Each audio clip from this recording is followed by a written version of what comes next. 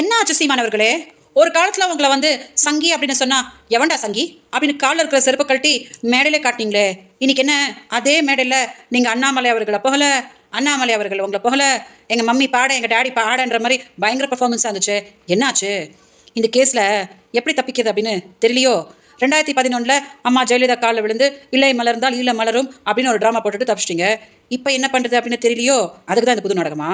வேண்டாம் சீமான், அதெல்லாம் பண்ணாதீங்க. ஓகே, உங்கள் சொந்த பிரச்சனைக்கு போய் நீங்கள் இந்த மாதிரி கேவலப்பூச்சி வேலையெல்லாம் பண்ணால் மக்கள் செருப்பு கட்டி அடிச்சிருவாங்க. என்னையை பார்த்து ஏன் சீமான் பயப்படுறீங்க? நீங்கள் தான் ரொம்ப வீரராச்ச. நீங்கள் தானே சொன்னீங்க அவங்கள நேருக்கு நேர் உட்கார வைங்க, நான் சால்வ் பண்ணிடுறேன் அப்படின்னு சொன்னீங்களே. தைரியமாக கொஞ்சம் பெங்களூர் கிளம்பி வாங்க சீமான். என்கிட்டேருந்து ஓடி ஓடி ஓடி ஓடி எத்தனை நாள் ஓட போகிறீங்க? யார் சீமான் உங்களை காப்பாற்ற போகிறாங்க? பெங்களூருக்கு உங்கள் பொண்டாட்டி, உங்கள் கட்சி, உங்கள் வழக்கறிஞர் அப்படின்னு ஊரில் யாரெல்லாம் இருக்காங்களோ எல்லாரையும் கூட்டிகிட்டு வாங்க. நேருக்கு நேர் உட்காந்து இந்த 14 வருஷம் பிரச்சனையை என்னன்னு பேசி தீப்போம். நான் என்ன பிரச்சனை பண்ணியிருக்கேன் அப்படின்னு நீங்கள் என்கிட்ட சொல்லுங்கள். நீங்கள் எனக்கு என்ன பிரச்சனை பண்ணிட்டு இருக்கீங்க அப்படின்னு அவங்க பொண்டாட்டி கைவலி கிட்ட சொல்கிறேன். சால்வ் பண்ணிக்கலாம், அவ்வளோதானே. அதை விட்டுட்டு போய் பாரதிய ஜனதா காலில் விழுந்த, அஇஅதிமுக காலில் விழுந்த அப்படின்னு கேவலப்பூச்சி வேலையை பண்ணிட்டு இருக்கீங்களே. இது உங்களுக்கு அசிங்கமா இல்லை?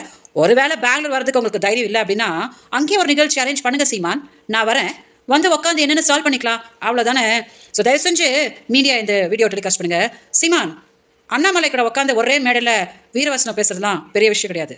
நேருக்கு நேர் ஏன் முன்னாடி உட்காந்து இந்த பிரச்சனையை சால்வ் பண்ணாதான் நீங்கள் ஒரு ஆம்பளை, நீங்கள் ஒரு தலைவன் அப்படின்னு மக்கள் ஒத்துக்குவாங்க. ஓகே, ஸோ தயவு செஞ்சு இது கொஞ்சம் டெலிகாஸ்ட் பண்ணுங்க, எல்லாரும் பார்க்கட்டும்.